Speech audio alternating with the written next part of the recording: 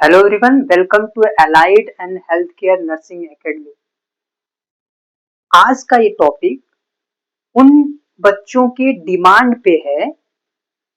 कुछ बच्चे थे जिन्होंने कहा कि अजय यादव मीन्स जो एनेस्थीसिया की एक बुक है, ये book exam point of view से इम्पोर्टेंट हो गई है, क्योंकि आज के समय में जितने भी एग्जाम हो रहे हैं, स्पेशली ओटी या एनेस्थीसिया से, उसमें 80% क्वेश्चन जो हैं वो इसी बुक से बन रहे हैं। ये बुक बहुत बड़ी बुक नहीं है।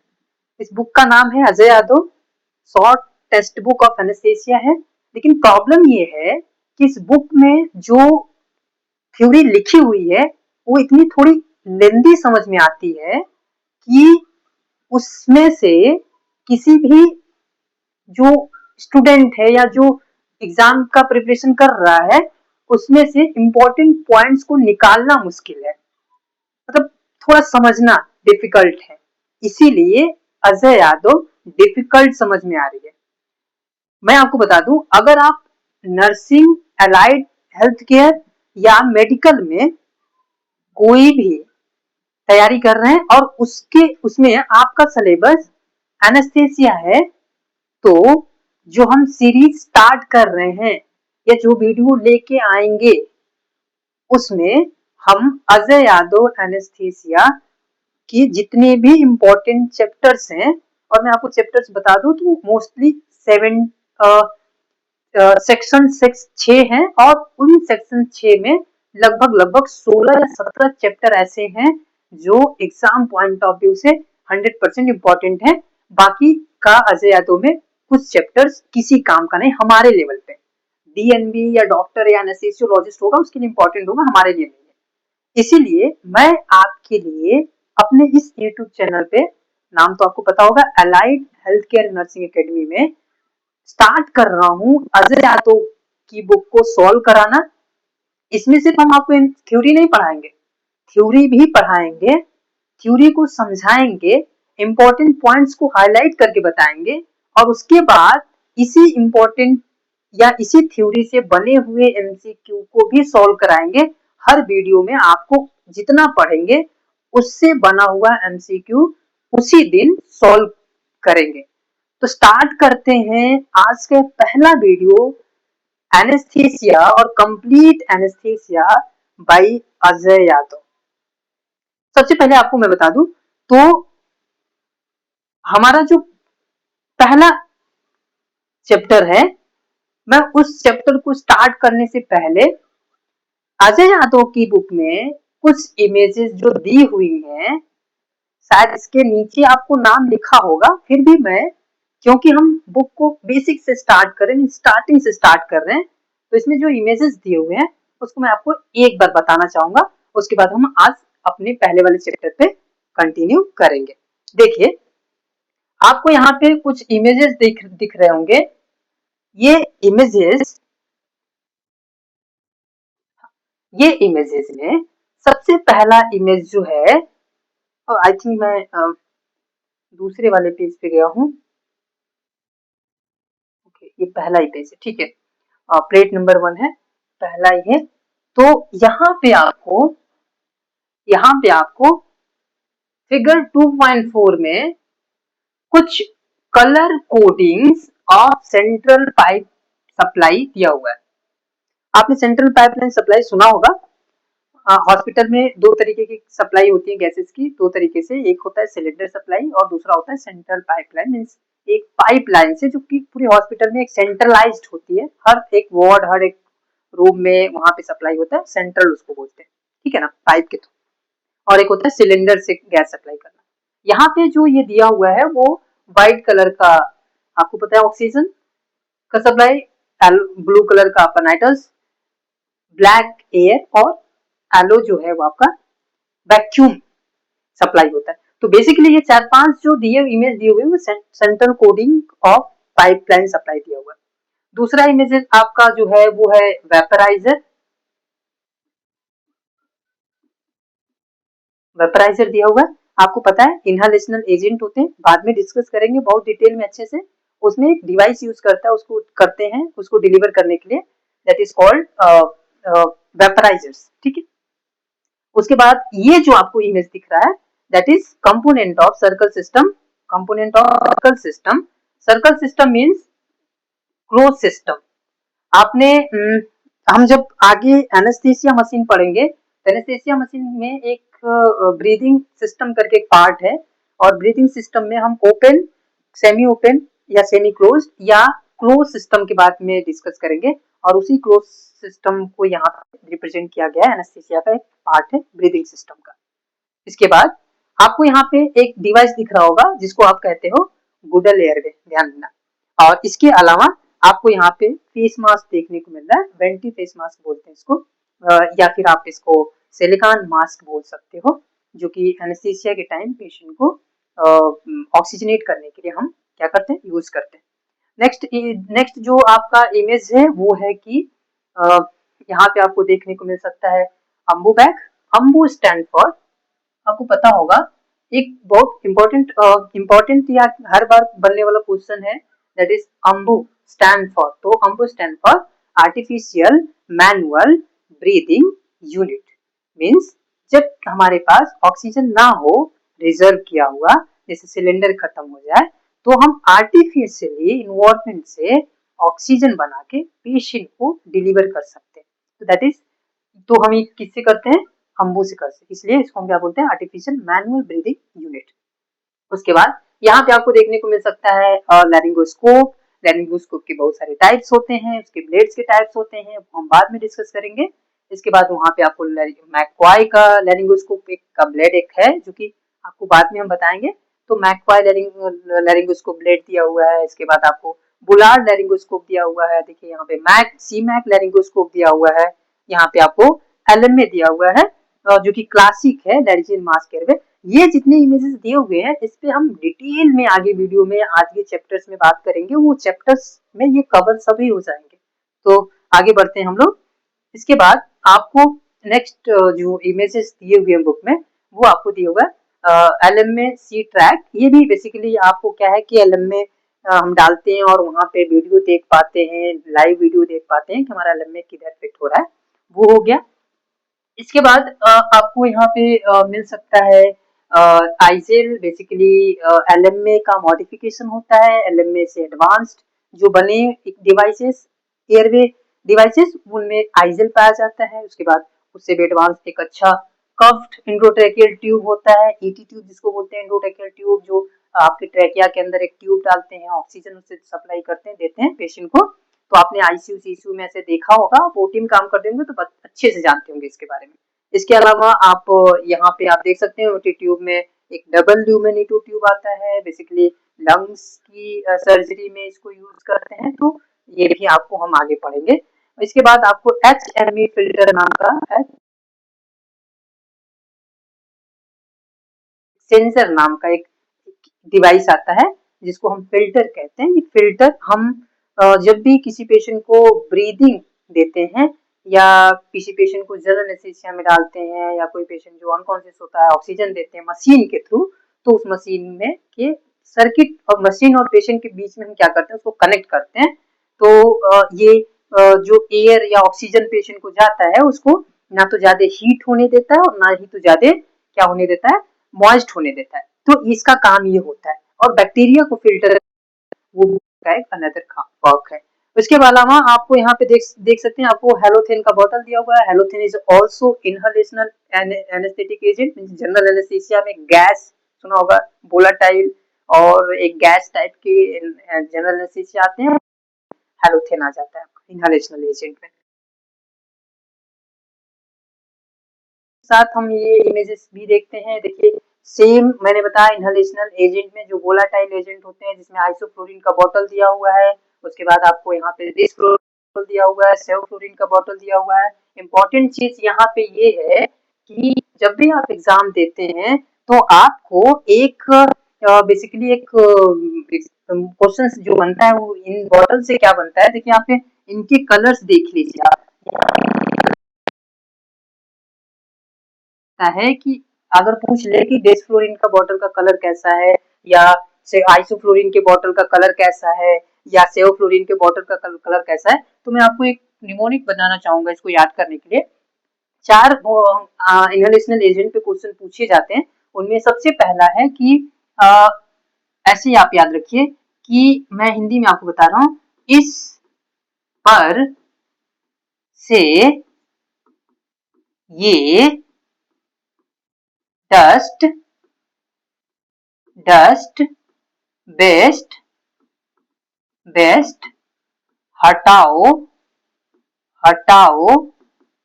रे। देखिए एक चीज याद रखिए, थोड़ा सा ही आपको वो अजीब सा वर्ड लग रहा होगा, बट आप क्या कहते हो कि कहीं डस्ट पड़ा हो तो वहां पे आप क्या कहते हो कि वो डस्ट को हटाना है, तो आप उसको अच्छे से बोलते हो, बट मैं यहाँ पे थोड़ा सा से ये डस्ट बेस्ट हटाओ रे, तो क्या हो गया, इस स्टैंड फॉर आइसोफ्लोरिन,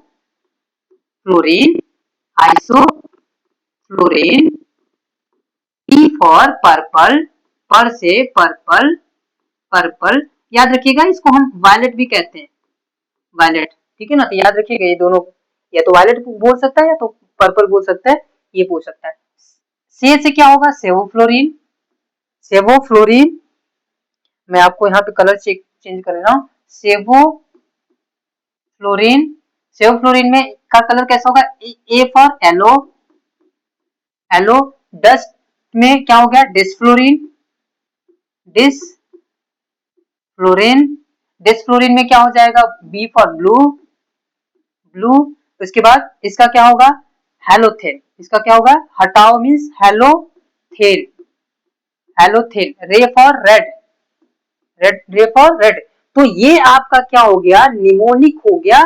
किसको याद करने के लिए कि जो इनहेलेशनल एजेंट आते हैं उनके जो वेपराइजर्स होते हैं, नॉट बॉटल तो कलर आते ही आते हैं, लेकिन उनके जो वेपराइजर्स होते हैं वो कलर्ड आते हैं, तो वेपराइजर्स के को याद करने के लिए कि किसका कौन सा कलर होता है, यहाँ पे आपको निमोनिक आप देख सकते हैं, ठीक है। तो हम बढ़ते हैं अपने चैप्टर की तरफ, और हमारा सबसे पहला चैप्टर है एनेस्थीसिया। अजय यादव से पहला चैप्टर है applied anatomy, physiology and physics. तो सबसे पहला टॉपिक है applied anatomy, physiology and physics. आपको अभी ये लग रहा होगा कि पढ़ने वाले हम एनेस्थीसिया थे, लेकिन ये एनाटॉमी और फिजियोलॉजी कहां से आ गया। सबसे पहला टॉपिक जो अप्लाइड एनाटॉमी और फिजियोलॉजी है, ये एनाटॉमी और फिजियोलॉजी पे नहीं है, मतलब आपको लग रहा होगा कि हम एनाटॉमी पढ़ने वाले हैं क्या या फिजियोलॉजी पढ़ने वाले हैं। बेसिकली पहले फंडामेंटल जो चैप्टर है, फंडामेंटल कॉन्सेप्ट, उस सेक्शन में, फंडामेंटल कॉन्सेप्ट के सेक्शन में पहला चैप्टर जो दिया हुआ है वो एनाटॉमी एंड फिजियोलॉजी दिया हुआ है। किसके बारे में, रेस्पिरेटरी सिस्टम के बारे में, सारे सिस्टम के बारे में नहीं, रेस्पिरेटरी सिस्टम के बारे में। रेस्पिरेटरी सिस्टम क्यों, क्योंकि अगर आप ओटी या एनेस्थीसिया से होंगे तो आपको पता होगा कि एनेस्थीसिया में सबसे इंपॉर्टेंट जो सिस्टम है, जो जिससे हमें हर दिन डील करना होता है, सबसे पहले सिस्टम तो बॉडी में पेशेंट से डील कर रहे हैं, मींस ऑल सिस्टम से हम डील करेंगे, लेकिन सबसे पहले सिस्टम से जिससे हम डील करते हैं वो सिस्टम है respiratory system.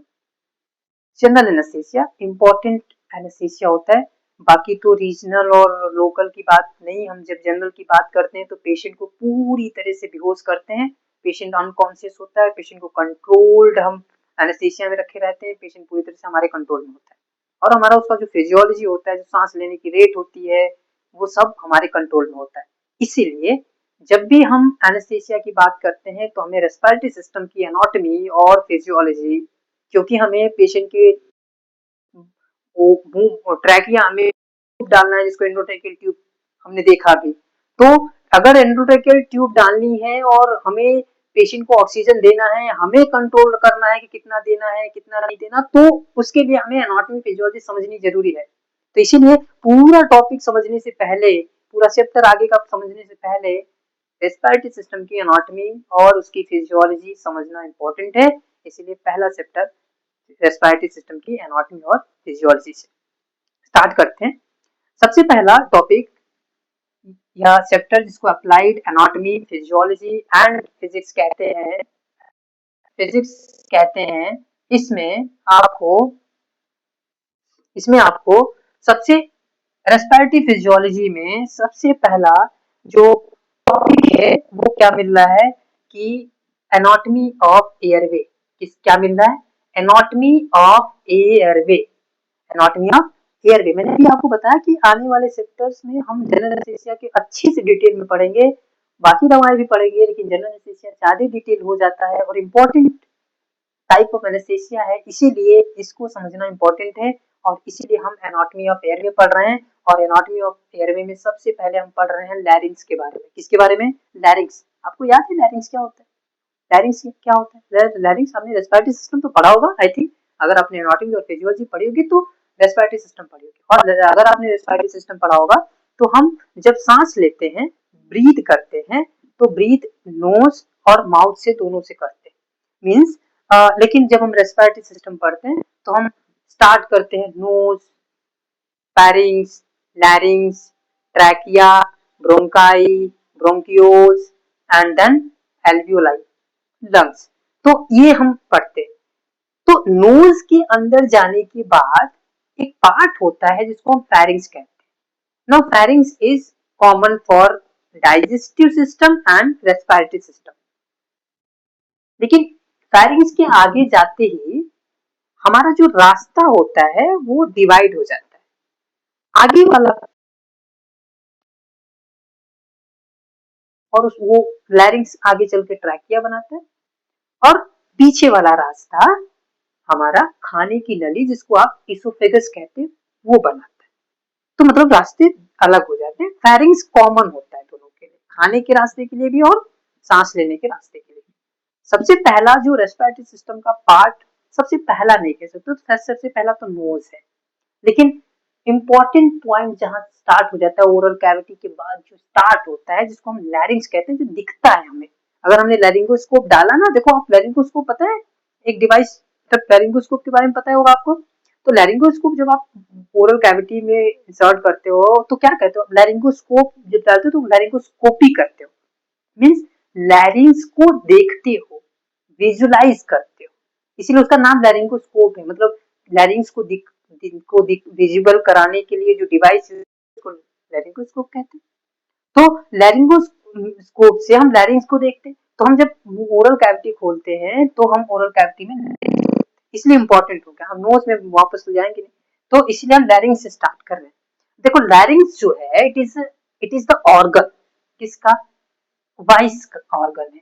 It is the organ of voice extending from, किसका ऑर्गन है भाई? वॉइस का। वॉइस में तो समझ रहे हो ना, बोलते हो जो आप अभी, आपकी मैं बोल रहा हूँ आवाज आ रही है आपको? अच्छा, ये आवाज कहाँ से बन रही है? लैरिंग्स से बन रही है। लैरिंग्स, वोकल कार्ड, ये सब आपने स्ट्रक्चर सुना होगा। इन्हीं की बदौलत आपको पता है अगर लैरिंग्स डैमेज हो जाए तो आपकी आवाज चेंज हो सकती है, और अगर लैरिंग्स काम करना बंद कर दे, खराब हो जाए, तो बेसिकली आप बोलना बंद कर देंगे। तो लैरिंग्स एक इंपॉर्टेंट ऑर्गन है ऑफ वॉइस। तो और लैरिंग्स जो है वो एक्सटेंड करता है, एक्सटेंडिंग मतलब एक्सटेंड करता है, मतलब वो कहां से कहां तक होता है, कहां तक जाता है, मतलब कहां से लेके कहां तक होता है। एक्सटेंड का मतलब है कहां से लेके कहां तक। तो फ्रॉम, कहां से वही, फ्रॉम रूट ऑफ टंग। क्या बोला? रूट ऑफ टंग। टंग मतलब जीभ। आपने पता होगा, आप जो बोल रहे हो, जो टेस्ट जिससे लेते हो आप टंग से, टंग का जो रूट होता है, आपको पता है रूट मतलब क्या होता है? जड़, जहां अटैच्ड होता है। तो टंग के रूट जो होता है वहां से लेके लैरिंग स्टार्ट होता है और कहाँ खत्म होता है? तो वहां से लेके ट्रैकिया तक। कहां तक? ट्रैकिया। मैंने क्या बोला अभी कि आपका जो लैरिंग्स है वो स्टार्ट होता है root, root of tongue, sorry, tongue of tongue से लेके आपका जो यहां से क्या हो गया, आपका लैरिंग क्या स्टार्ट होता है? ट्रैकिया स्टार्ट होता है। तो ये जो एरिया है दैट एरिया इज कॉल्ड लैरिंग्स। ये क्या कहलाता है? लैरिंग्स कहलाता है। तो ये जो एरिया है वो लैरिंग्स कहलाता है। तो मतलब रूट ऑफ टंग से, अरे ऐसा टंग बना लो ना, ऐसा रूट। तो ये जो जड़ है, रूट है टंग का, वहां से लेके जहां से तक ट्रैकिया स्टार्ट होता है वहां लैरिंग्स पाया जाता है। अगर इसको हम दूसरे तरीके से समझें कि ये C3 से लेके C6 तक का अपोजिट, मतलब ये समझो कि आप ये समझो कि आपका जो लैरिंक्स होता है वो सी फॉर सर्वाइकल वर्टेब्री और सर्वाइकल वर्टेब्री। तो यहां से मान लो कि आपकी सर्वाइकल वर्टेब्री क्या है, ये आपका यहां से सर्वाइकल वर्टेब्री स्टार्ट हो रही है, C3, C4, C5, C6, ऐसे समझ लो, ठीक है। तो ये कौन सी वर्टेब्री है? C3 है। C3 for cervical, cervical vertebrae. Cervical vertebrae आपको पता है 7 वर्टिब्री होती है, C1, C2, C3, C4, C5, C6, C7। तो C3 से लेके C6 तक क्या होता है? आपका लैरिंग्स पाया जाता है। मतलब इसके पीछे जो वर्टिब्री पाई जाती है, मीन्स या वर्टिब्री के सामने, सामने मीन्स अपोजिट कह रहा है, तो मतलब वर्टिब्री के ये वर्टिब्री पाई जाती है और यहाँ से लेके यहाँ तक क्या करता है? लैरिंग्स एक्सटेंड करता है, ठीक है, प्रेजेंट होता है। इसके बाद हम आगे बढ़ते हैं कि important measurements. Important measurements means length कितनी होती है, क्या कैसे होता है। देखो आप समझो कि distance between teeth, important measurements में क्या है कि distance between teeth and vocal card is 12 to 15 centimetre. मैं आपको यहाँ पे एक इमेज दिखा रहा है। ये व्हाइट वाला पोर्शन क्या है? वोकल कार्ड कहलाता है। कौन? ये वाला व्हाइट पोर्शन, ये वोकल कार्ड कहलाता है। ये लैरिंग्स का पार्ट है। Vocal card is part of लैरिंग्स। तो वोकल कार्ड जो है एक लैरिंग्स का पार्ट है और का डिस्टेंस होता है, किसका? Distance between teeth and vocal card is 15 to 20 centimetre. मतलब और हमारे दांत से लेके, हमारे किससे? दांत से लेके वोकल कार्ड की दूरी जो है वो 12 से लेके 15 सेंटीमीटर है। कितना है? 12 से लेके 15 सेंटीमीटर दांत से लेके वोकल कार्ड की डिस्टेंस होती है। याद रखिएगा, ये इंपॉर्टेंट पॉइंट है। कितना? 12 से लेके 15 सेंटीमीटर। उसके बाद distance between vocal cord and carina is 10 to 15 centimetre. और उसके बाद इस व्हाइट स्ट्रक्चर से लेके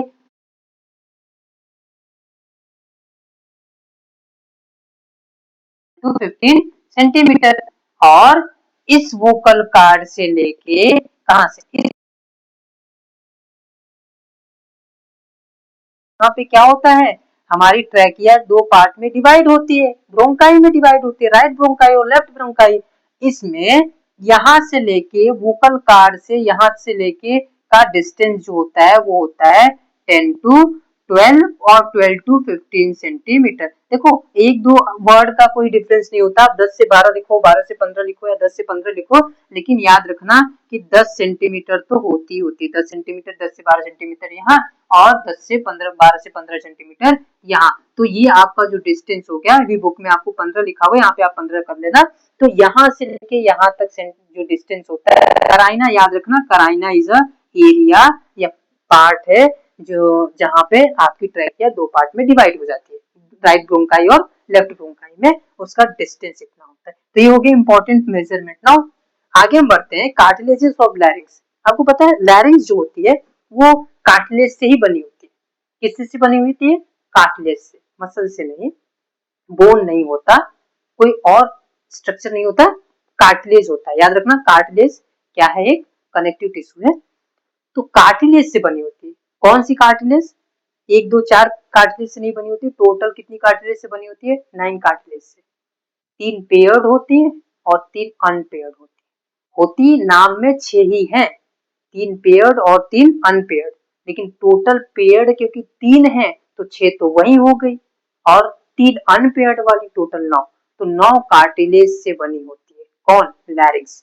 अब मैं आपको बताता हूँ, देखिए यहाँ पे आपको नाम देखने को मिलेगा, देखिए कार्टिलेजेस ऑफ लैरिंक्स।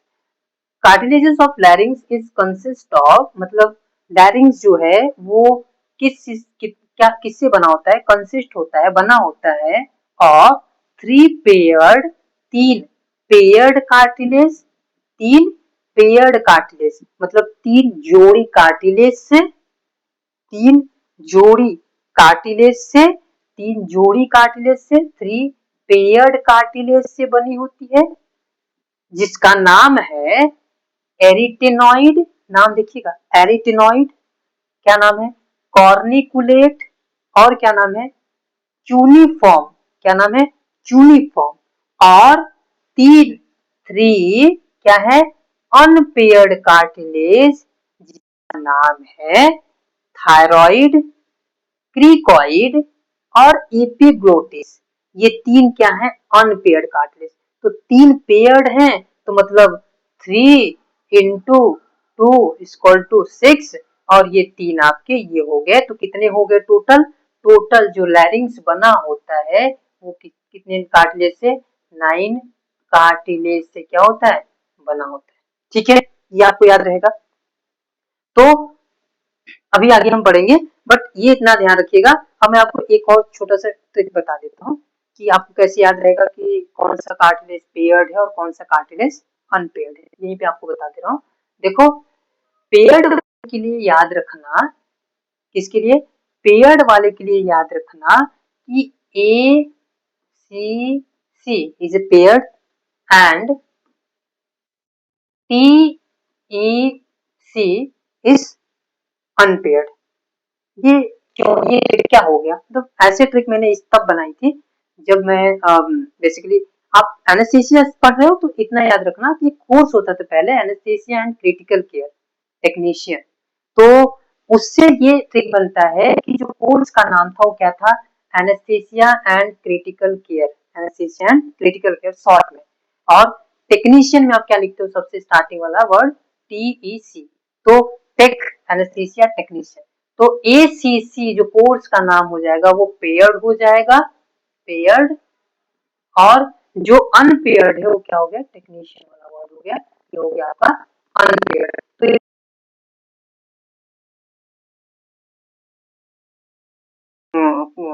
में जो ऑप्शंस होंगे उनमें आपको मदद मिलेगी आगे। ठीक है, तो ये हो गया आपका।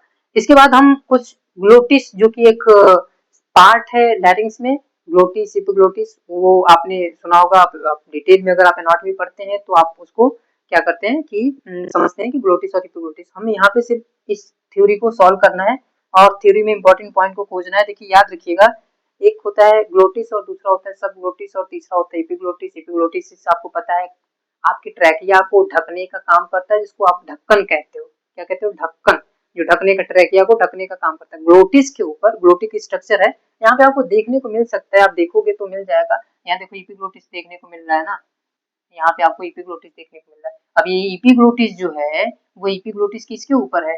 ग्लोटिस के ऊपर है। तो ग्लोटिस नीचे है और उसी के ऊपर एपिग्लोटिस है। तो एपिग्लोटिस एक बेसिकली ढक्कन होता है जो ट्रैकिया को बंद करने का काम करता है। मतलब हम खाते समय खाने को कहीं ट्रैकिया में ना चला जाए वो खाना और वो एस्पिरेट ना हो जाए, इसके लिए वो क्या करता है, जब हम खाते हैं तो ट्रैकिया को बंद करता है और जब हम सांस लेते हैं तो खुल जाता है। तो ढक्कन का काम करता है एपिग्लोटिस। तो ग्लोटिस और उसके नीचे सब ग्लोटिस भी होता है। देखिए यहाँ से ग्लोटिस से 2 क्वेश्चन बनते हैं और आज अभी तक बहुत सारे एग्जाम में क्वेश्चन बन चुके हैं कि एडल्ट में कौन सा पार्ट नैरो होता है और बच्चों में कौन सा पार्ट नैरो होता है, ग्लोटिस और सब ग्लोटिस से। देखिए, glottis is the narrowest part in adult. Glotis is the narrowest part in adult, while subglottis at the level of cricoid is, वो लेवल बता रहा है कि किस लेवल पे पाया जाता है, तो क्रिकॉइड लेवल के कार्टिलेज पे पाया जाता है, जो कि नैरोवेस्ट पार्ट है इन चिल्ड्रेन जिनका एज 6 साल तक, कितने? 6 साल के बच्चों तक अप टू 6 ईयर तक क्या होता है, आपका जो बच्चे होते हैं उनमें सब ग्लोटिस जो होता है वो नर्वस पार्ट होता है। मैं आपको फिर से इसका भी एक ट्रिक बताता हूँ याद करने का, क्योंकि आपको कंफ्यूजन ना हो। देखिए ध्यान दीजिएगा, मैंने क्या बताया कि glottis is the narrowest part in adult while subglottis is the narrowest part in children, जिनकी एज 6 साल तक के बच्चों को, उसके ऊपर नहीं, अप टू 6 साल, मतलब 4 साल 5 साल 3 साल के हो उनपे सब glottis is the narrowest part. ध्यान दीजिएगा। या इसका ट्रिक कैसे याद रखेंगे, याद ऐसे रखेंगे कि आप ये ध्यान दो कि जैसे एडल्ट आप लिख लो, ठीक है, एडल्ट, और आप चिल्ड्रन लिख लो, लिख लिया। अब क्या करना है आपको, आपको इसमें देखना है कि सब से आपको क्या लग रहा है, एडल्ट छोटा वर्ड है, ठीक है। आप एक और चीज लिख लो, आप लिखो ग्लोटिस, ग्लोटिस, और आप लिखो सब ग्लोटिस। इसमें कौन सा आपको छोटा वर्ड लग रहा है, ग्लोटिस या सब ग्लोटिस? ग्लोटिस छोटा वर्ड है, तो जो छोटा वर्ड है वो छोटा वर्ड से मिलता है, और जो बड़ा वर्ड है वो बड़ा वर्ड से मिलता है। मतलब एडल्ट में ग्लोटिस ही नर्वस पार्ट है और चिल्ड्रन में सब ग्लोटिस ही नर्वस पार्ट है। बड़े वाले के लिए बड़ा ऑप्शन, छोटे वाले के लिए छोटा ऑप्शन। ग्लोटिस अगर एडल्ट पूछता है तो ग्लोटिस, चिल्ड्रन पूछता है मतलब लंबा वर्ड, मतलब उनमें लंबा वाला सही होगा। ट्रिक हो गया है ना, याद रहे बस, ठीक है। तो subglottis is the narrowest part होता है। The cuff of endotracheal tube can cause subglottis oedema and stenosis. तो आपको पता है कि बच्चों में आप एनेस्थीसिया साइड से अगर काम करते होंगे ओटी में या आईसीयू या सीसीयू में, और आप बच्चे को इंटुबेट करने की जरूरत पड़ी हो, तो ज्यादातर डॉक्टर्स बोलते हैं कि जो एक ट्यूब आती है एंडोट्रेकियल ट्यूब, मैंने आपको दिखाया, उसमें एक कफ होता है एंड में, वो कफ कुछ ट्यूब में, बड़े बड़े ट्यूबों में कफ भी आते हैं और छोटे वाले ट्यूब में ज्यादातर कफ नहीं आते, अनकफ्ड ट्यूब कहते हैं, एंडोट्रेकियल ट्यूब कहते हैं, वह बाद में हम पढ़ेंगे। लेकिन ये याद रखना कि बच्चों में अनकफ्ड ट्यूब क्यों यूज करते हैं, उसका यहाँ पे आपका आंसर है कि क्योंकि बच्चों में सब ग्लोटिस नैरोवेस्ट पार्ट होता है, इसीलिए जब हम अगर पेशेंट बच्चे को कफ वाला ट्यूब, कफ्ड ट्यूब अगर हम डालते हैं, तो उस कफ की वजह से बच्चे में ट्रॉमा और एडिमा और स्टोमोसिस हो सकता है। मींस जो आपकी एयरवे है वो ब्लॉक हो सकती है, इसकी वजह से एडिमा हो सकता है, इसकी वजह से, उस कफ की वजह से। इसीलिए बच्चों में सबग्लोटिस नैरो होने की वजह से हम कफ्ड एंडोट्रेकियल ट्यूब नहीं डालते, हम क्या डालते हैं, अनकफ्ड एंडोट्रेकियल ट्यूब डालते हैं। लेकिन आज के समय में हर बच्चे को छोटा हो बड़ा हो कफ्ड ट्यूब एंडोट्रेकियल ट्यूब ही डाला जाता है। आगे आपको थ्योरी में शायद मिल जाएगा कि ये आपका अप्लाइड नहीं है, बुक में लिखा हुआ है लेकिन अप्लाइड नहीं है, लेकिन यहाँ पे मैंने आपको बता दिया कि एडिमा और स्टेनोसिस हो सकता है, सबग्लोटिस एडिमा हो सकता है, स्टेनोसिस होती है, आपकी एयरवे ब्लॉक हो सकती है, इसलिए कर्व्ड एंडोट्रेकियल ट्यूब नहीं यूज करते। क्या रीजन है, सबग्लोटिस आपके बच्चों में नैरो होती है, ठीक है। इसके बाद हम यहाँ पे आपको देख सकते हैं क्लिनिकल में जो है क्या है कि curved cuff of the cuff, क्या है कि कफ, देखो यहाँ पे the cuff of endotracheal tube can cause subglottic oedema and stenosis, therefore the transitional approach had been not to use curved tube in children। मैंने आपको बताया कि जिन हम को बच्चों में एक कर्व्ड एंडोट्रेकियल ट्यूब यूज करने की वजह से सब ग्लोटिक एडिमा होता है, इसीलिए हम क्या करते हैं, कर्व्ड एंडोट्रेकियल ट्यूब नहीं यूज करते। In however, this approach is not follow in current day practice and curved tube can be used at any age except in premature। मतलब किसी भी एज में बच्चा 1 साल का हो, 2 साल का हो, 3 साल का हो, 4 साल का हो, यूज करते हैं कर्व्ड, सिर्फ बच्चों में प्रीमेच्योर बेबी को छोड़ के, जो अभी के बेबी जन्म लिए हैं 2-4 दिन के हैं, उन बच्चों में छोड़ के बाकी सब में कर्व्ड इंट्रोडक्शन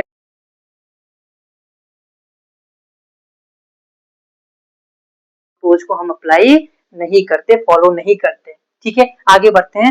नर्व सप्लाई, किसकी? लैरिंग्स की नर्व सप्लाई की बात कर रहे हैं। ऑल द मसल्स, किसकी? लैरिंग्स की।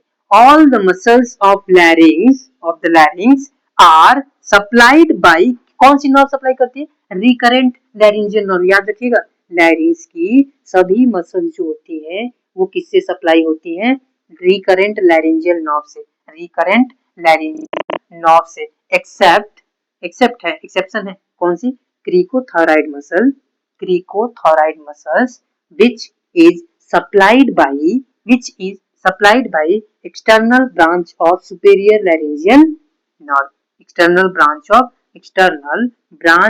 superior laryngeal nerve। देखिए दो नर्व है, एक है रिकरेंट लैरिंजियल नर्व और दूसरा है external branch of superior laryngeal nerve. तो सिर्फ क्रिकॉइड मसल छोड़ के कौन सी, ये कौन किसको सप्लाई करती है? क्रिकोथायराइड को, क्रिकोथायराइड को मसल को ये कौन सप्लाई करता है? External branch of superior laryngeal nerve, external branch of superior laryngeal nerve, याद रखिएगा। और बाकी जितनी भी मसल्स होती है उनको कौन सप्लाई करता है? रिकरेंट लैरिंजियल नर्व सप्लाई करती है। ठीक है, अब आते हैं आगे में, नर्व ही है लेकिन उसको सेंसरी नर्व, आपको पता होगा नर्व 3 तरीके के होते हैं, सेंसरी, मोटर और मिक्स्ड होते हैं। तो उसमें आगे वाला नर्व की बात कर रहा हूँ, सेंसरी मतलब सेंसरी मतलब देखो, एक होता है लैरिंग्स, क्या होता है ना, लैरिंग्स में कब रिस्पॉन्स होता है और बाकी कुछ भी अगर चला जाए तो उसको तुरंत रिस्पॉन्स होता है, वो बाहर निकालने की कोशिश करता है। लेकिन सेंसरी मतलब होता है जो सेंसेशन को बताए कि कुछ किसी भी चीज को, नॉर्मल चीज को, वो जो सेंसरी सप्लाई है अप टू किसको? Vocal cord, vocal up to vocal cord मतलब है वोकल कार्ड। अभी देखो, ये देखो व्हाइट वाला स्ट्रक्चर जो है ना, आपको मैंने बताया क्या दिख रहा है, ये व्हाइट वाला स्ट्रक्चर वोकल कार्ड कहलाता है। मतलब अप टू का मतलब है, अप टू का मतलब है कि vocal cord, up to vocal cord मतलब, वोकल कार्ड मतलब कि वोकल कार्ड से ऊपर, वोकल कार्ड से ऊपर जो होता है वो, उसको जो सप्लाई करता है वो कौन करता है? इंटरनल, किस कौन? Internal branch. कौन सप्लाई करता है? इससे अप टू वोकल कार्ड से ऊपर इंटरनल ब्रांच करता है, और उसके नीचे बिलो द वोकल कार्ड कौन सप्लाई करता है? Recurrent laryngeal nerve. कौन? रेंट लैरिंजियल नर्व, नर्व करता है। तो इसके ऊपर internal branch of laryngeal nerve करता है, और इसके नीचे कौन करता है?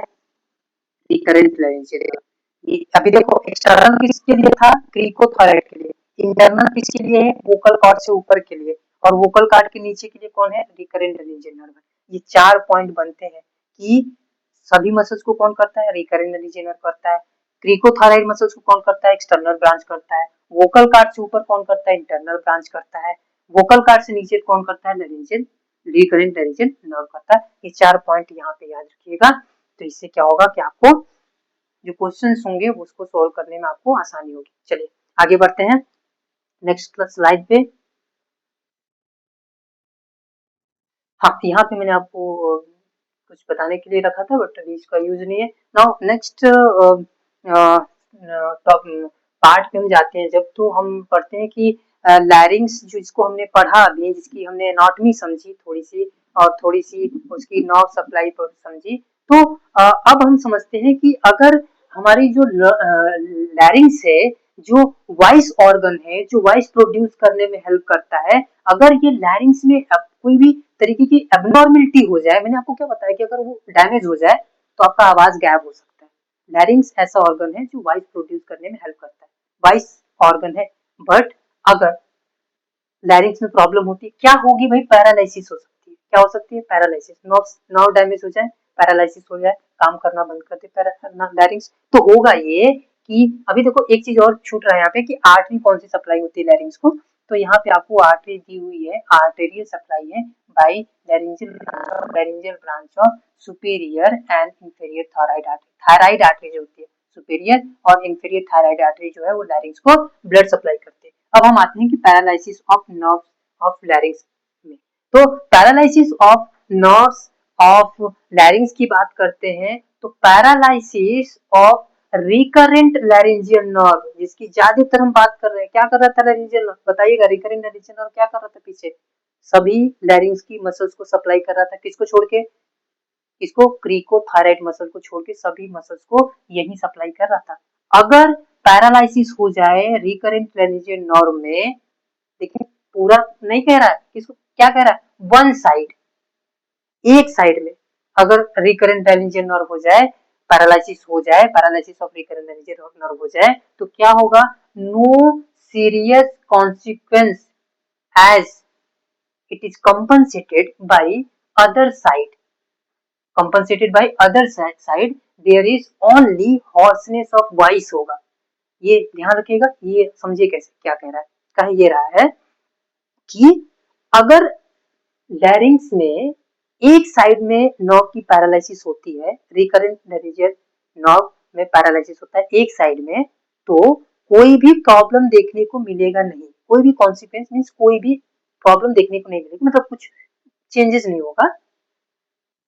होगा तब जब हमारा दूसरा साइड अफेक्ट हो, कंपनसेट करे, दूसरा साइड अगर अफेक्ट हो तो प्रॉब्लम हो सकती है। इसीलिए बस थोड़ी सी प्रॉब्लम ये हो सकती है अगर एक साइड लैरिंजियल नर्व पैरालिसिस होता है तो, कि रिकरेंट लैरिंजियल नर्व पैरालिसिस, कि आपकी आवाज में हॉर्सनेस टाइप की आवाज आएगी। हॉर्सनेस इज लाइक कि आपकी आवाज भारी भारी सी आएगी, थोड़ा सा भारी आवाज देखने को मिलेगी, जिसको हॉर्सनेस ऑफ वॉइस कहते हैं, बाकी कोई प्रॉब्लम नहीं देखने को मिलेगी।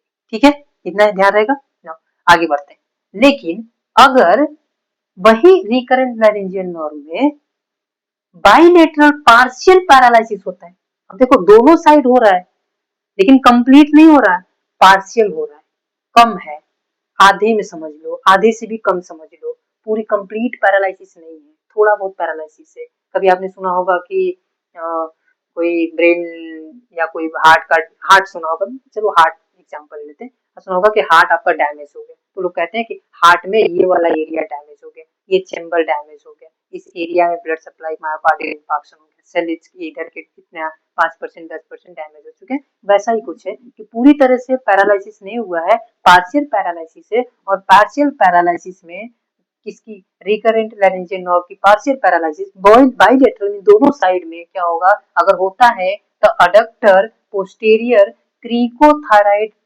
आर्टेरिनॉइड, cricoarytenoid goes first Seman's law, causing the cords to be held in adduction, producing respiratory stridor। Respiratory सांस लेंगे तो इतनी एबनॉर्मल तरीके की उसको क्या की, जैसे हवा चले और हवा चले और आप उसको उसमें वो रख लो, क्या बोलते हैं कि एक पेपर रख लो, तो उस पेपर से जो आवाज आती है ऊपर नीचे, या किसी तरीके का पानी का फ्लो हो तो वैसा क्या होगा, वैसा तरीके का आवाज आएगा जब आप सांस लेते हो तो। ठीक है, तो स्ट्राइडर देखने को मिलेगा, और जिसको हम सेमांस लॉ के नाम से जानते हैं कि स्ट्रीडर देखने को मिले अगर आपका पार्शियल पैरालिसिस, अगर बाइलेटरल पार्शियल पैरालिसिस होता है तो। उसके बाद इसके बाद आता है कि अब कंप्लीट पैरालिसिस होता है। अब अगर कंप्लीट पैरालिसिस होता है को किसमें, रिकरेंट लैरिंजियल नर्व की कंप्लीट पैरालिसिस होती है, तब क्या होगा, तब ये होगा कि आपकी incomplete paralysis of recurrent laryngeal nerve, the cords are still held in adduction position, adducted means अंदर की तरफ धस जाएंगी, और adducted position due to tensioning action of cricothyroid which is supplied by superior laryngeal nerve. तो क्या होगी, tensioning की वजह से, टाइटनेस की वजह से क्या हो जाएगी, अडक्शन पोजीशन में चली जाएगी आपकी लैरिंग्स। और उसका रीजन ये है, जो कि जिसको उसका रीजन ये है कि क्रीकोथायराइड जो मसल्स होती है, जो कि इसके थ्रू नहीं सप्लाई होती है। अभी हमने पढ़ा था cricothyroid muscle is not supplied by recurrent laryngeal nerve, तो रिकरेंट रेंजियन नर्व इसके अलावा है, तो उसको कौन कर रहा था, external branch of laryngeal nerve कर रहा था, एक्सटर्नल ब्रांच करती। तो ये मसल्स के टेंशनिंग की वजह से जो आपका लैरिंग्स होता है वो एडक्शन पोजीशन में चला जाएगा, और इसकी वजह से क्या होगा, causing severe respiratory distress. Respiratory distress, सांस लेना हो सकता है बंद हो जाए, आदमी सांस ही ना आ रहा हो पेशेंट को, या स्ट्राइडर, वही सेम आवाज, बहुत तेज आवाज आ रही हो, सांस ना आ रही हो, अपोनिया हो जाए, एंड कंप्लीट, यहाँ पे आपको देख सकते हैं, कंप्लीट ऑब्स्ट्रक्शन हो जाए, पूरी तरह से एयरवे क्या हो जाए, ऑब्स्ट्रक्ट हो जाए, भाई बंद हो जाए, रास्ता ही बंद हो जाए, पैरालिसिस हो जाएगा, पूरी बंद हो जाएगी, अडक्ट हो जाएगा ना, पूरा अंदर की तरफ धंस जाएगा और दब जाएगा, और पूरी एयरवे ब्लॉक हो जाएगी, ऑब्स्ट्रक्शन देखने को मिल जाएगा। A tracheostomy is usually required for the management. Tracheostomy mean ऊपर का रास्ता तो ब्लॉक हो गया, बंद हो गया, क्योंकि लैरिंग्स में पैरालिसिस हो गई, और हमारी जो ट्रैकिया है जो नीचे स्टार्ट होती है आपकी रेस्पिरेटरी एयरवे में, ट्रैकिया जो आपका होता है, वहां पे हम ट्रैकियोस्टमी करके खोल करके ऑक्सीजन हमें देना पड़े, ऐसा हो सकता है। तो कंप्लीट पैरालिसिस में आपको बड़ी प्रॉब्लम देखने को मिल सकती है, बाकी इनमें थोड़ी बहुत प्रॉब्लम देखने को मिलती है, लेकिन अगर पैरालिसिस सिर्फ एक साइड का हो तो शायद सिर्फ और सिर्फ हॉर्सनेस ऑफ वॉइस। एक पॉइंट यहाँ से आप नोट कर लीजिएगा कि हॉर्सनेस ऑफ वॉइस कब आता है, कंप्लीट पैरालिसिस में आता है, या बाइलेटरल पार्शियल पैरालिसिस में आता है, या फिर one side recurrent laryngeal nerve paralysis में आता है, या ऑल ऑफ द एबो में आता है। ऐसा आपको वो यहाँ से एक क्वेश्चन बन सकता है, इसको नोट करिए। ठीक है, आगे बढ़ते हैं कि incomplete paralysis both recurrent and superior laryngeal nerve the cord are, एक पॉइंट और है, आप देखिएगा कि यहाँ पे आपको आप 3 पॉइंट तो आपने नोट किया, 3 कंडीशन आपने नोट की। पहला कंडीशन मैं आपको फिर से आपको बता दूं, एक साइड है पैरालिसिस, कितनी साइड है, एक साइड है। दूसरा मैं बता दे रहा हूँ बाइलेटरल है, दोनों साइड है, लेकिन पार्शियल है, क्या है, पार्शियल है। तीसरा कंडीशन है कि कंप्लीट पैरालिसिस है, किसका, तो हम बात कर रहे हैं रिकरेंट लैरिंजियल नर्व की। लेकिन चौथा पॉइंट ये है कि हम किसकी बात कर रहे हैं, कंप्लीट पैरालिसिस की बात कर रहे हैं, लेकिन हम सिर्फ रिकरेंट लैरिंजियल नर्व की नहीं बात कर रहे हैं, रिकरेंट की बात भी कर रहे हैं, और सुपेरियर लैरिंजियल नर्व की भी बात कर रहे हैं। उसका भी कंप्लीट अगर पैरालिसिस हो जाए तब क्या होगा, the cord are held in mid position. Mid position means cadaveric position. अब देखो कैडेवरिक वर्ड क्यों आता है, जब कोई आदमी या डेड बॉडी होती है, बॉडी में जो बॉडी होती है उसमें जो वोकल कार्ड का पोजीशन होता है वो कैसा हो जाता है, कैडवरिक देखने को मिलता है। मीन्स एक जिंदे आदमी में जिसको ये पैरालिसिस हो जाए, उसमें मरे हुए आदमी के वोकल कार्ड की तरह ये क्या देखने को मिलेगा, also held in cadaveric position during anesthesia with muscle relaxation. हाँ, एक कंडीशन में और कैडवरिक पोजीशन में जाता है, देखो या तो डेड बॉडी में ये कैडवरिक होता है पोजीशन, या तो डेड बॉडी में, और दूसरा कंडीशन मैंने आपको बताया, यहाँ पे लिखा हुआ है कि अगर पेशेंट को एनेस्थेसिया आपने दिया हुआ है, एनेस्थेसिया जिसमें आपने मसल रिलेक्शन दिया हुआ है, मसल रिलेक्शन दिया हुआ है, तो ऐसे केस में भी आपको क्या हो सकता है, कैडवरिक पोजीशन देखने को मिल सकता है। और तीसरा कंडीशन तो आपको यहाँ पे लिखा हुआ है, किसका हो जाए, इन दोनों का क्या हो जाए, अगर पैरालिसिस हो जाए तब आपको वोकल कार्ड का क्या देखने को मिलेगा, कैडवरिक पोजीशन देखने को मिलेगा। 3 कंडीशन याद रखिएगा, डेड बॉडी में, तीसरा एनेस्थीसिया विद मसल रिलैक्सेंट, और तीसरा जो है वो है paralysis of recurrent region nerve and superior region nerve. ऐसे केस में आपको कैडवरिक पोजीशन, वोकल कार्ड का कैडवरिक पोजीशन देखने को मिलेगा। अब आते हैं हम लोग नेक्स्ट पार्ट पे, वहीं पे हम अभी तक हम इसके ऊपर के पार्ट को डिस्कस कर रहे थे, लैरिंग्स के बारे में बात कर रहे थे, लेकिन अब हम किसके बारे में बात कर रहे हैं, लैरिंग्स के बाद जो रेस्पिरेटरी ट्रैक स्टार्ट होता है, जिसको रेस्पिरेटरी में कंसीडर करते हैं, उसमें सबसे पहला बहुत मोटा वाइड ट्रैक होता है, जिसको हम ट्रैकिया कहते हैं, ट्रैकिया जिसमें हम एंडोट्रैकियल ट्यूब डालते हैं।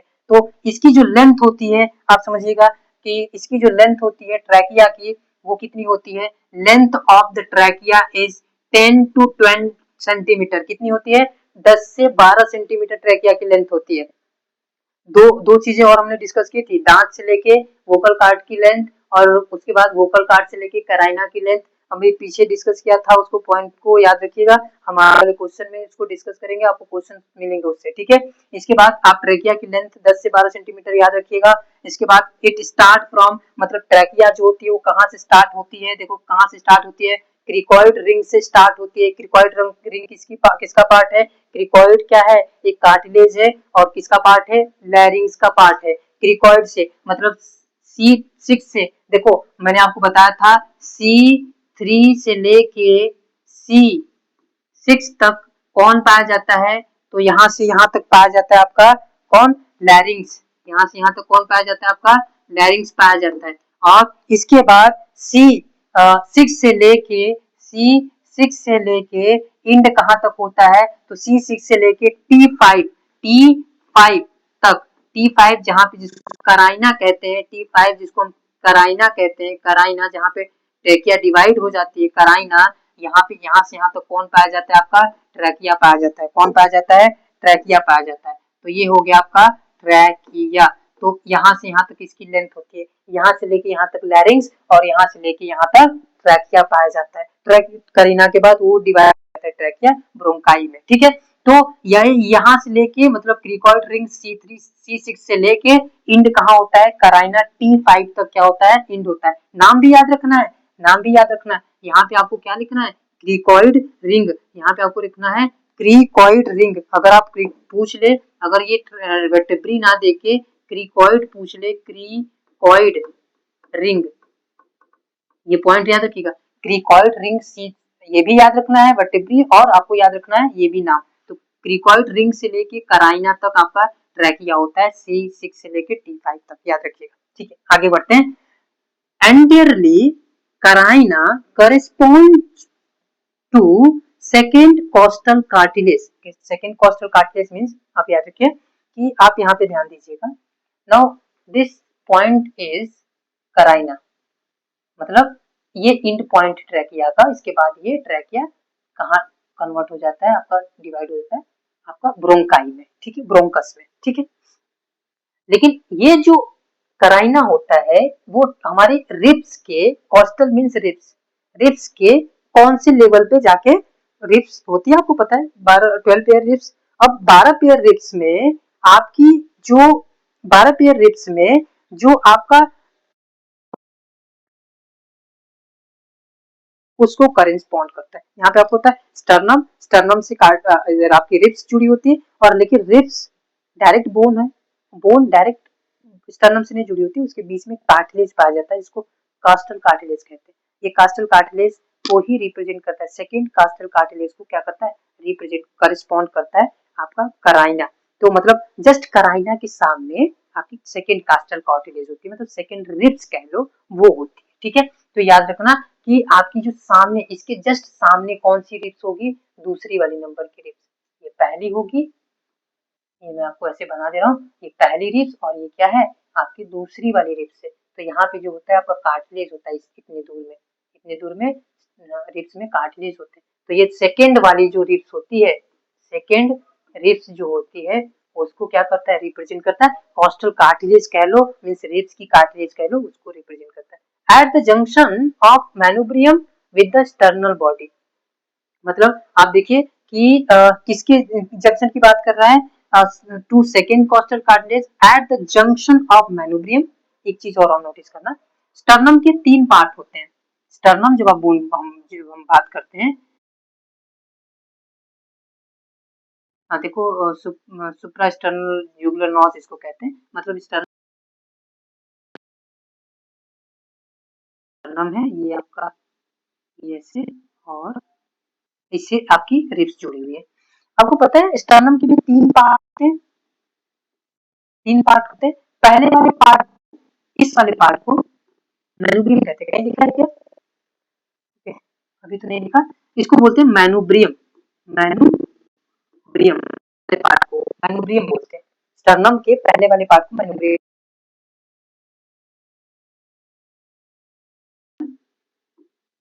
Body, external body. तो मैनुब्रियल और एक्सटर्नल बॉडी के जंक्शन पे, ये क्या है, जंक्शन है, दिस इज द जंक्शन, ये बॉडी, ये मैनुब्रियल, मतलब ये दो पूरा स्टर्नम ही है, और ये इसको आप जिफॉइड कहते हो, इसको क्या कहते हो आप, जिफॉइड कहते हो क्या। तो इन तीन पार्ट में, ये तो दो पार्ट है ऊपर वाले, मैनुब्रियम जो एक होता है, या अलग कह लो, या दूसरा पार्ट स्टार्ट होता है जंक्शन को कराइना होता है। तो carina correspond to second costal cartilage, मतलब कराइना यहीं से आपका दूसरा वाला कार्टिलेज निकलेगा, पहला वाला यहाँ होगा मैनुब्रियम में, ये लो पहला वाला ये हो गया, दूसरा ये हो गया।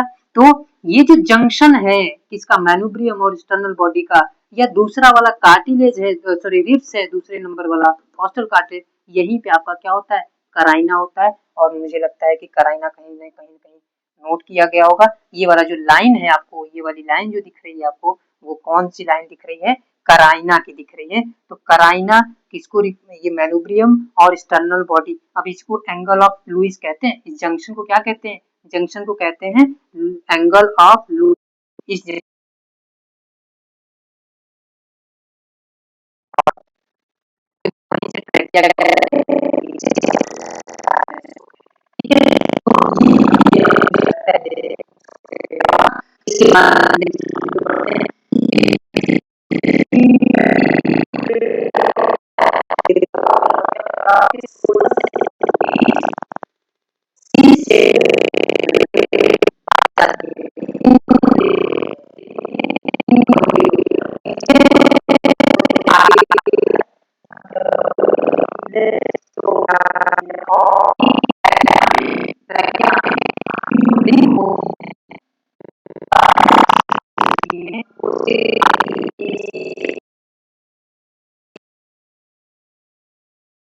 तो यहाँ पे आपको नंबर दिख रहा होगा 16 से लेके 20 इनकम्प्लीट, इसलिए क्योंकि वो पीछे ऐसे घूमी नहीं होती है, ऐसे घूमी नहीं होती, ये गलत है, ये क्या होती है, इतनी ही होती है, ये पूरी नहीं होती, ये इनकम्प्लीट होती है।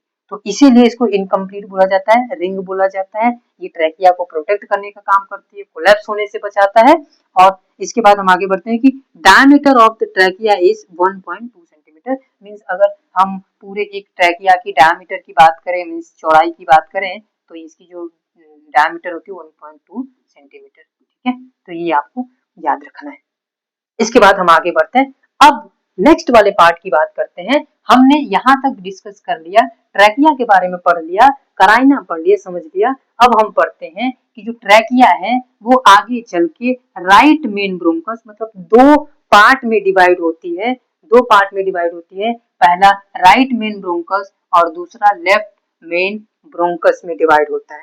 और जिसको हम ब्रोंकियल ट्री कहते हैं, ब्रोंकियल ट्री मींस एक पौधे जैसा, आपने पौधा देखा होगा तो ट्री में जितने ब्रांचेस होते हैं, वैसा यहाँ पे आपको खुद ही ब्रांचेस देखने को मिल रहा होगा, नंबर दिया हुआ है। और ये ब्रांच जो ट्रैकिया होती है वैसे जाके आगे लंग्स में डिवाइड हो जाती है, पेड़ों की ब्रांचेस की तरह, ठीक है।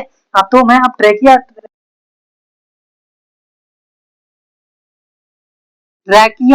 Divides into right and left, right and left main bronchus, क्या बोलते हैं इसको, right and left main bronchus बोलते हैं। राइट साइड वाले को राइट बोलते हैं, लेफ्ट साइड वाले राइट वाला जो होता है वो राइट लंग्स को सप्लाई होता है, और लेफ्ट जो वाला जो होता है वो किसको सप्लाई होता है, लेफ्ट लंग्स को सप्लाई होता है। तो ये बेसिकली दो लंग्स को अलग अलग ब्रांचेस ट्रैकिया डिवाइड होती है, और दोनों लंग्स को ये क्या होती है, आपको आगे जो ब्रोंकियल ट्री है वो आगे डिवाइड होती जाती है फर्दर, ठीक है।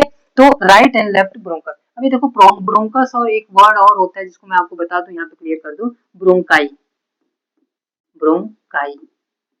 तो जब आप सिंगल बोलते हो तो ब्रोंकस बोलते हो, लेकिन जब आप प्लूरल बोलते हो, वर्ड बोलते हो, तो आप क्या बोलते हो, ब्रोंकाई बोलते हो, ठीक है, याद रखना। तो ब्रोंकाई बोल सकते हो, या सिंगल बोलोगे तो राइट ब्रोंकस बोलना पड़ेगा, राइट मेन ब्रोंकस बोलना पड़ेगा। अगर आप प्लूरल बोल रहे हो, दोनों को साथ मिला के बोल रहे हो, तो आप क्या बोलोगे कि ट्रैकिया ब्रोंकाई में डिवाइड हो सकता है, मतलब दो plural word, bronchi plural word, ठीक है, याद रखिएगा। इसके बाद distance from carina from upper incisor is 28 to 30 centimetre. अब याद रखिए कि जो डिस्टेंस है किसकी, कराइना की, from carina, distance of carina from upper incisor is 28 से 30। इसको तो यहाँ पे देना चाहिए था, यहाँ पे दिया होगा कि कराइना की डिस्टेंस कहाँ से, दांत से लेके, दांत में एक दांत का नाम दिया होगा इंसीजर। इंसीजर आपको पता है ना, एक दांत होती है, आपकी चार प्रकार की दांत होती है, इंसीजर, कैनाइन, प्रीमोलर और मोलर। तो सामने वाली दांत जो होती है ना, उसका फार्मूला भी होता है, वो बाद में एनाटॉमी फिजियोलॉजी में पढ़ेंगे। तो जो सामने वाली दांत होती है उसको इंसीजर कहते हैं, और उस इंसीजर से लेके हमारे कराइना तक की जो डिस्टेंस होती है वो 28 से लेके कितनी, 30 सेंटीमीटर होती है। 28 से लेके 30 सेंटीमीटर। और कराइना आपको पता है कहाँ पे होता है, सेकेंड रिब्स के कॉरेस्पॉन्ड होता है, सेकेंड कॉस्टल कार्टिलेज के कॉरेस्पॉन्ड होता है। और क्या आपको याद रखना है किसके कॉरेस्पॉन्ड होता है, तो आपकी एंगल ऑफ लुइस मतलब मैनुब्रियम और स्टर्नल बॉडी जहाँ जुड़ता है उस जंक्शन पे कराइना खत्म होता है। वहां से लेके ये हमारे इंसीजर तक की जो डिस्टेंस होती है पूरी वो कितनी होती है, 28 से लेके 30 सेंटीमीटर, याद रखिएगा। ठीक है, आगे बढ़ते हैं। यहाँ पे मुझे लगता है आपको क्लियर हो गया होगा। ये आपका ट्रैकिया था। Trachea also divided into bronchi, bronchial tree जिसको आप कहते हो। ब्रोंकियल ट्री की मैंने बात कर दी, राइट और लेफ्ट में ट्रैकिया जो है right and left main bronchus के बारे में डिवाइड हुआ। ठीक है, हाँ, हम आते हैं अपने नेक्स्ट टॉपिक पे।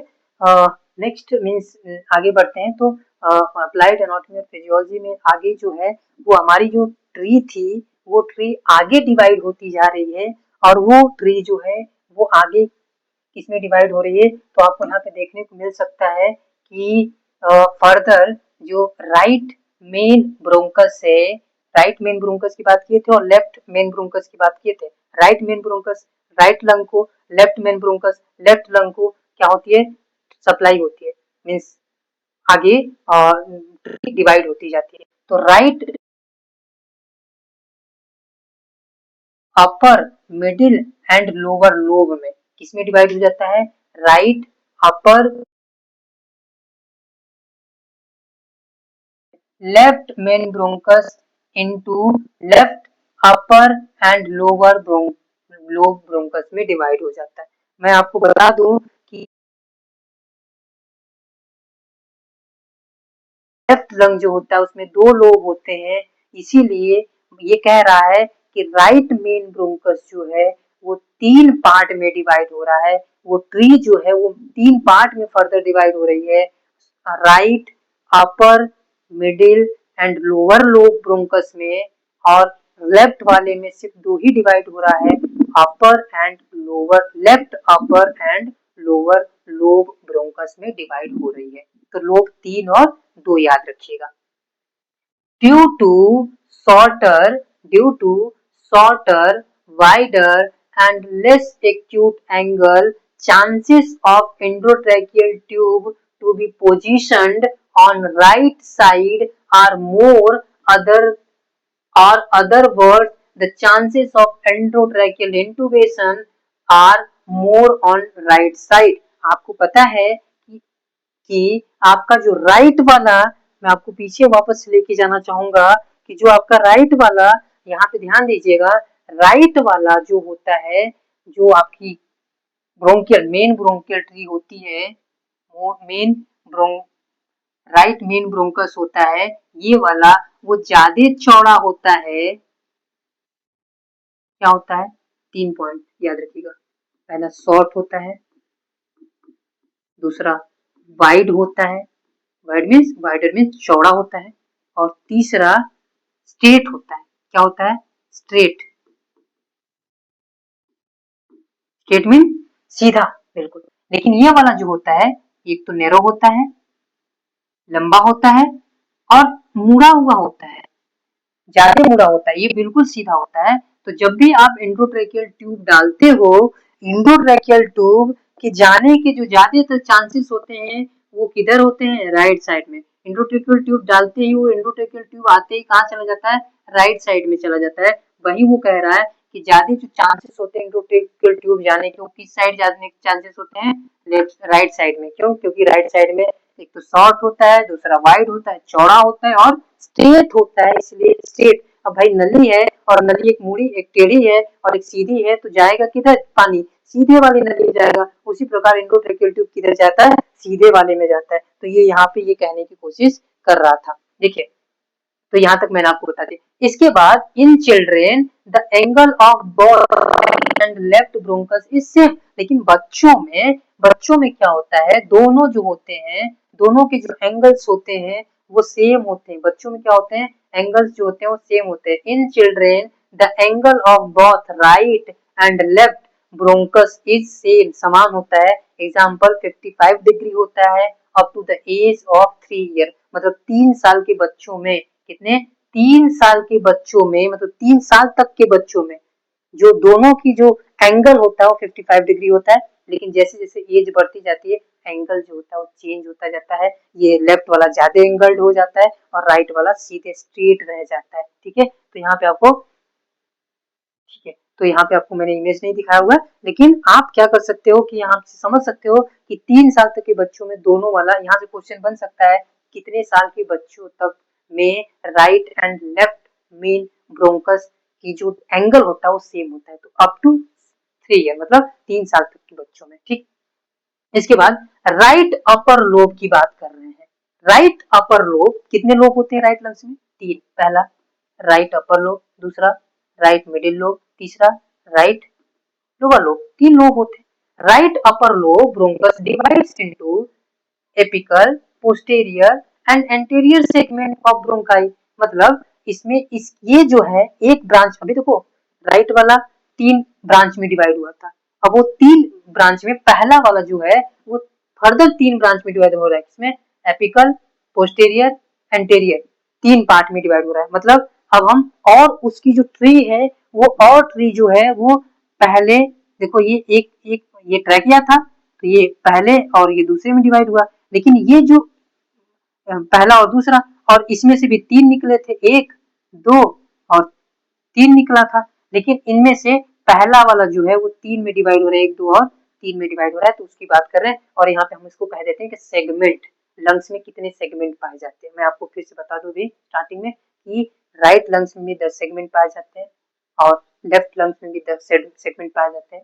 लेकिन यहाँ पे थोड़ी सी बुक में बहुत सारी थोड़ी सी कंफ्यूजन क्रिएट किया हुआ है कि लेफ्ट लंग्स में सिर्फ 9 सेगमेंट बताया हुआ है इस बुक में, लेकिन हर बुक में आपको 10 सेगमेंट मिलेंगे दोनों लंग्स में, राइट वाले में भी और लेफ्ट वाले में भी। तो ये इसमें डिवाइड हो जाता है, राइट अपर लोब इन 3 में डिवाइड होता है। राइट मिडिल लोब जो है वो 2 सेगमेंट में डिवाइड होता है, लेटरल सेगमेंट में और मीडियल सेगमेंट में ब्रोंकाई की। ठीक है, उसके बाद राइट लोअर लोब जो होता है वो डिवाइड होता है into apical, medial, medial basal, anterior basal, lateral basal and posterior basal segment में डिवाइड होता है। 5 यहाँ हो गए, 2 यहाँ हो गए, 3 यहाँ हो गए, टोटल 10 सेगमेंट में 3 पार्ट में डिवाइड होता है। और इसके बाद जब हम आगे पढ़ते हैं, लेफ्ट की बात करते हैं, तो लेफ्ट अपर लोब जो होता है, मतलब लेफ्ट लंग की बात की जा रही है। लेफ्ट लंग में 2 होते हैं, कितने होते हैं, 2 लोब होते हैं, लेफ्ट अपर लोब और में एक आपका लिंगुअर लोब भी कहते हैं इसको, लिंगुलर लोब होता है। लेकिन लोब 2 ही होते हैं, इनमें जो होता है इनका नाम दिया हुआ है, इन्हीं के इसके ही अंदर आता है, अपर लोब के अंदर ही आता है। तो यहाँ पे upper lobe divides into apical, anterior and posterior segment of bronchi में डिवाइड हो जाता है। On the left side bronchopulmonary segment are 9। देखो यहाँ पे 10 आपको दिया हुआ था, लेकिन यहाँ पे आपको 10 सेगमेंट्स दिए होंगे, लेकिन यहाँ पे कहीं लिखा नहीं है, मुझे लगता है कहीं से कट गया है, बट यहाँ पे नहीं 9 सेगमेंट दी हुई है। ये थोड़ा सा कंफ्यूजिंग इस बुक में, पता नहीं क्यों बनाया हुआ है, बट बाकी बुक्स में आपको मिल जाएंगे 10 सेगमेंट लेफ्ट लंग्स में भी। तो अपर लोब जो होता है एपिकल, पोस्टीरियर एंड एंटीरियर में डिवाइड होता है। लिंगुलर लोब जो होता है सुपेरियर लिंगुलर होता है और इंफीरियर लिंगुलर होता है। और लोअर लोब जो होता है apical, inferior basal, lateral basal and posterior basal. इन यहाँ पे 9 ही दिखाया हुआ है, लेकिन 10 सेगमेंट होते हैं। यहाँ पे आपको सेगमेंट का नाम देखने को मिल सकता है, 10 सेगमेंट को यहाँ पे दिखाया है। इसमें 2 लोब होते हैं, उन 2 लोब में 10 सेगमेंट होते हैं, उन 10 सेगमेंट का नाम यहाँ पे देखने को मिलेगा आपको, ठीक है। तो उसके बाद हम आगे बढ़ते हैं कि these segment of bronchi further are and redivide till terminal bronchioles, मतलब सबसे सबसे छोटा वाला स्ट्रक्चर जो होता है वो ब्रोंकियोल होता है, और ब्रोंकियोल जो होता है वो आगे आपका क्या बोलते हैं कि डिवाइड होता है, जिसको टर्मिनल ब्रोंकियोल कहते हैं। सबसे छोटी सी ट्री जो होती है, ब्रांच होता है, उसको टर्मिनल ब्रोंकियोल मतलब लास्ट वाला ब्रोंकियोल कहते हैं। Further these terminal bronchioles loss their cartilage, उनमें कार्टिलेज नहीं पाया जाता, उनमें जो रिंग पाई जाती है वो नहीं पाई जाती है। इसके बाद to form respiratory bronchioles which with alveolar duct, और सबसे जहाँ पे एल्वियोलाई अटैच होता है, और आपको पता होगा कि जहाँ पे एल्वियोलाई अटैच होता है उस डक्ट को, मतलब छोटा सा यहाँ तक तो आपका क्या है, आपका यहाँ पे आपका ये छोटे छोटे छोटे छोटे छोटे छोटे ये ब्रांचेस थे, और इनको हमने आपको टर्मिनल ब्रोंकियोल्स बोल दिया। लेकिन जिससे आपका ये एल्वियोलाई अटैच्ड होता है, इस एल्वियोलाई को एल्वियोलर डक्ट कहते हैं। क्या कहते हैं? एल्वियोलर डक्ट कहते हैं। एल्वियोलर डक्ट से आपका एल्वियोलाई अटैच होता है। तो एल्वियोलर सैक मतलब वही वाला ये सैक, इसको एल्वियोलर सैक कहते हैं या एल्वियोलाई आप कहते हो, उसको क्या कहते हो आप? एल्वियोलाई कहते हो या सैक कहते हो, एल्वियोलर सैक, ठीक है। तो एल्वियोलर सैक से आपका डक्ट जो होता है वो एल्वियोलर सैक को फॉर्म करता है। द रेस्पिरेटरी यूनिट जिसको आप कहते हो, किसको क्या कहते हो? एल्वियोलाई को आप कहते हो structural and functional unit of respiratory system. तो यूनिट होता है it is at this alveolar capillaries membrane where gaseous exchange, और ये जो एल्वियोलाई होती है वो मेम्ब्रेन से बनी हुई होती है, और जो कि गैस एक्सचेंज में हम जो सांस लेते हैं, ऑक्सीजन लेते हैं, उस ऑक्सीजन को ब्लड में हमारे ब्लड के थ्रू सेल तक टिश्यू तक लेके जाता है, एक्सचेंज करने का काम करता है एल्वियोलाई, वो वहां पे हेल्प करता है। तो एक्सचेंज करने में हेल्प करता है, और जिसकी थिकनेस जो होती है, मोटाई जो होती है एल्वियोलाई की, वो कितनी होती है आपको यहाँ पे देखने को मिल सकता है कि thickness of alveolar capillary membrane जो होती है वो कितनी होती है? 0.3 mm। 0.3 mm याद रखिएगा। अगर कोई पूछे कि एल्वियोलाई की थिकनेस कितनी होती है, तो एल्वियोलाई की थिकनेस होती है आपकी 0.3 mm, याद रखिएगा। 0.3 mm क्या होती है? थिकनेस होती है, किसकी? एल्वियोलाई की थिकनेस होती है, ठीक है। यहाँ पे आपको देखने को मिल सकता है। Total number of is 300 millions, कितने?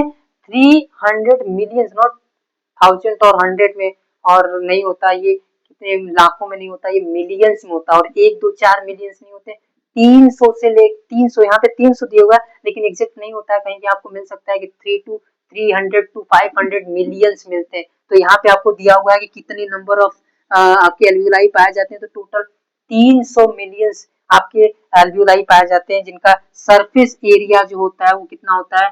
70 मीटर स्क्वायर होता है। 70 मीटर स्क्वायर सरफेस एरिया होता है। तो ये पॉइंट ये आप रख लीजिए।